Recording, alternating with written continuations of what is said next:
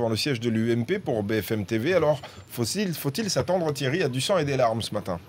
Alors du sang et des larmes, c'est peut-être un peu excessif, Rachid, mais en tout cas, l'objet de cette réunion et surtout le fait qu'elle soit tenue à huis clos, c'est-à-dire à l'abri des caméras, des oreilles indiscrètes des journalistes, c'est évidemment de permettre à tous ceux qui sont là, ils sont à peu près 300, nous dit-on, ils représentent tous les départements de France, ce sont les militants les plus actifs, les secrétaires de fédération, les trésoriers, ceux qui vivent le militantisme pour ce parti de l'UMP au quotidien. Tout cela, ils doivent pouvoir exprimer leur frustration, leur exaspération, non seulement à cause de la défaite, mais sans doute aussi un peu à cause de la guerre des chefs qui s'annonce déjà. François Fillon, candidat déclaré à la présidence de l'UMP, Jean-François Copé, candidat évident, même s'il fera connaître sa décision à la fin de l'été seulement. Il y a évidemment des tensions entre les deux camps. Il y a de réelles divergences politiques aussi sur la ligne à adopter pour s'opposer le plus efficacement possible à François Hollande et à Jean-Marc Ayrault. C'est la raison pour laquelle les responsables du parti ont voulu donner la parole à ces militants aujourd'hui, comme l'expliquait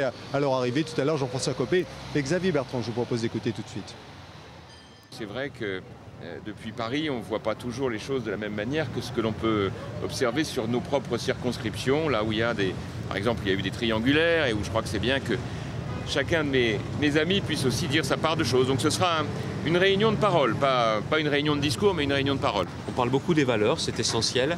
Et moi, en ce moment, j'ai commencé cette semaine et chaque semaine, j'aurai 1 ou 2 déplacements, mais pour aller les écouter, les militants. Surtout pas les oublier, surtout pas. Ce sont eux qui font notre force.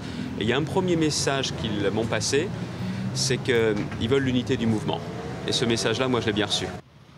Alors ne vous y trompez pas, évidemment, parler des militants en termes aussi élogieux et venir les écouter ici, c'est aussi une façon de faire campagne pour la présidence de l'UMP. C'est évidemment le cas pour Jean-François Copé. Xavier Bertrand, il pense aussi très fort. Il a dit qu'il ferait connaître sa décision à la fin de l'été. Il y en a un qui est un peu en retard ici ce matin, c'est François Fillon, mais qui vient au fond dans le même but. Il devrait faire son entrée à cette réunion de l'UMP d'une minute à l'autre désormais. Thierry Arnaud au siège de l'UMP à Paris pour BFM TV avec Julien Toureau.